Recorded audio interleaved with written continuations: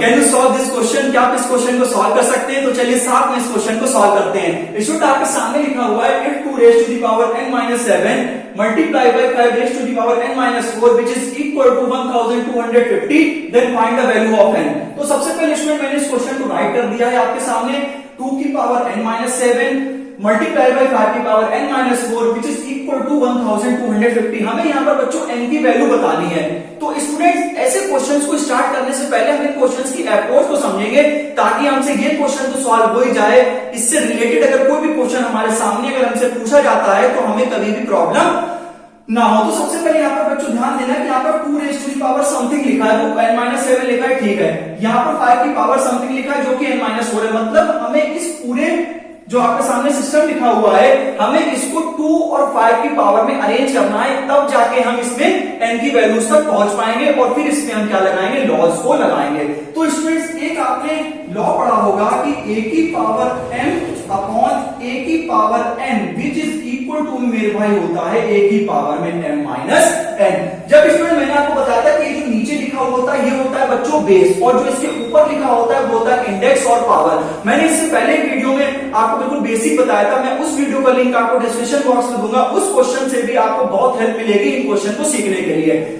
अगर इसमें डिवाइड में होता है तो पावर माइनस होती है और मल्टीप्लाई में होता है तो पावर क्या होती है, प्लस होती है। तो बच्चों यहां पर ध्यान देना, ठीक, ये 2 की पावर n-7 है तो क्या इसको मैं ऐसे लिख सकता हूं 2 की पावर n अपॉन 2 की पावर 7। ये देखो ये बेस है तो मैंने यहां पर 2 भी लिख दिया, ये बेस है मैंने यहां पर 2 भी लिख दिया। अगर आप इसको ऊपर ले जाएंगे तो बिल्कुल यही बन जाएगा। देखो a की पावर m अपॉन a की पावर, यहाँ पर जो a होता है वो बेस होता है और m और n बेटा क्या होती है, पावर्स होती है। तो यहाँ पर जो a है वो बेस मैंने लिख दिया है और पावर a की n है और a की 7 है। तो जब आप इसको सही से लिखेंगे तो 2 की पावर n-7 अपने आप हो जाएगा। सिमिलरली आप इसको चेंज कर लीजिए 5 की पावर n अपॉन 5 की पावर 4।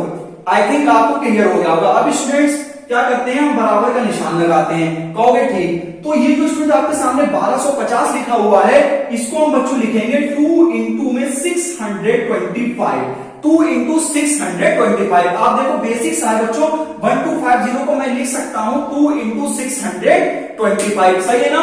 अब यहां पर बच्चों मैं इसको ऐसे ही लिखा रहने दूंगा 2 की पावर n अपॉन में बच्चे 2 की पावर 7 इंटू 5 की पावर n अपॉन में 5 की power 4 which is equal to 2।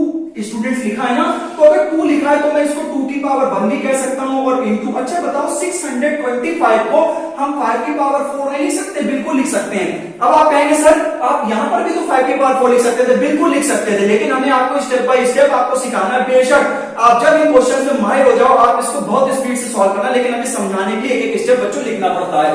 यहाँ पर 2 की पावर n अपॉन 2 की पावर 7 मैंने ऐसे ही लिखा, 5 की पावर n अपॉन 5 की पावर 4 मैंने बेटा ऐसे ही लिखा, और ये 2 मतलब 2 की पावर 1 और 625 को हम लोग लिख सकते हैं 5 की पावर 4। तो 625 को मैंने यहां पर लिखा है 5 की पावर 4। अब देखो यहां ध्यान से, ये 2 की पावर n है, ये 5 की पावर n है। इसको स्टूडेंट्स आप ऐसे ही लिखा रहने दो 2 की पावर n इंटू में 5 की पावर n, इसको आप ऐसे लिखा रहने दो। ये इधर करा दो क्रॉस मल्टीप्लाई, इधर क्या करा दो क्रॉस मल्टीप्लाई। क्या लिखोगे इधर ध्यान देना 2 की पावर 1 इंटू 5 की पावर 4, ठीक है ना। ये मैंने ऐसे लिखा है 2 की पावर इंटू 5 की पावर 4, 2 की पावर 7 और 5 की पावर 4 चला जाएगा उधर, 2 की पावर 7 और इंटू में बेटा 5 की पावर 4। क्लियर हो गया होगा, क्योंकि स्टूडेंट जब बराबर का निशान लगा होता है, जब इक्वल का निशान लगा होता है तो क्या होती है, क्रॉस मल्टीप्लाई होती है।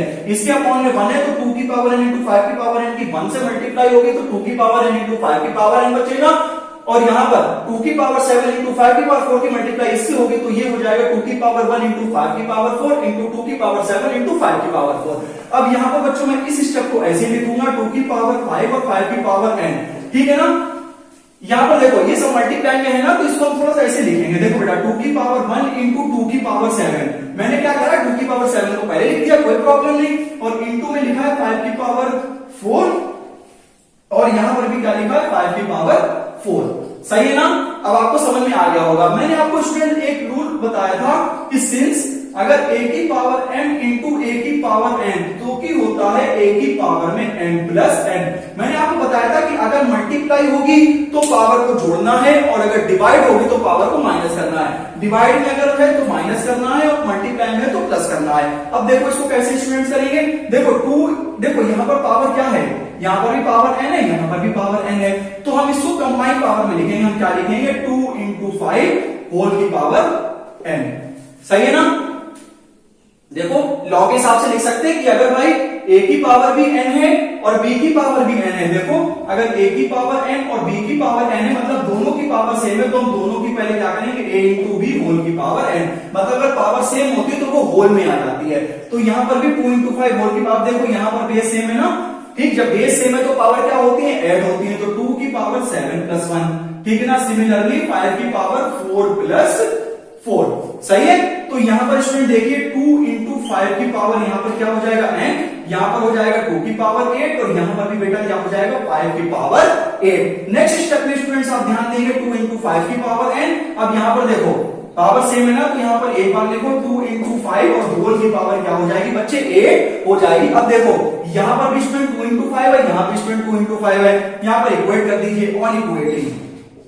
अगर आप यहां पर इसको इक्वेट कर देंगे तो ये स्टूडेंट क्या हो जाएगा, ये तो बराबर ही है, मतलब अगर ये बराबर है तो इनकी पावर भी आपस में क्या होगी, बराबर होंगी, which implies that the value of n is 8। तो ये स्टूडेंट्स एक करेक्ट अप्रोच है, बेस्ट सॉल्यूशन है स्टेप बाय स्टेप इस क्वेश्चन का, जो कि मैंने आपको बेहतरीन शब्दों में आपको मैंने बताया है। और स्टूडेंट्स ये मैंने ऐसे स्टेप में बताया, बिल्कुल एक भी स्टेप मैंने छोड़ा नहीं है। तो इस क्वेश्चन को समझाने का ये परफेक्ट मेथड है, एक परफेक्ट स्टेप है, परफेक्ट सॉल्यूशन मैंने आपको ऐसा बताया है। तो स्टूडेंट्स आपको इसमें बस ये ध्यान रखना है कि अगर पावर मल्टीप्लाई में होती है तो पावर को आप प्लस करेंगे और पावर डिवाइड में है तो आप क्या करेंगे, माइनस करेंगे। जो मैंने सबसे पहले वीडियो में क्वेश्चन बताया था वो स्टूडेंट थोड़ा सा इजी था, लेकिन ये क्वेश्चन में थोड़ा सा दिमाग इसमें और लगेगा। तो जैसे जैसे मैं क्वेश्चन को स्टूडेंट बनाऊंगा, ये सेकंड वीडियो है, जैसे जैसे स्टूडेंट वीडियोस हमारी बढ़ेंगी वैसे वैसे मैं कुछ ऐसे क्वेश्चंस को लेकर आऊंगा आपके सामने, जिसमें स्टूडेंट्स आपका हर एक स्टेप में कोई ना कोई ऐसा दिमाग है, ऐसी अप्रोच उसमें मैं आपको बताऊंगा जिसमें कि वास्तव में आपका ब्रेन बहुत ज्यादा टेस्ट होगा। इसमें भी स्टूडेंट्स आपका माइंड काफी लगा होगा, मैं मुझे मालूम है।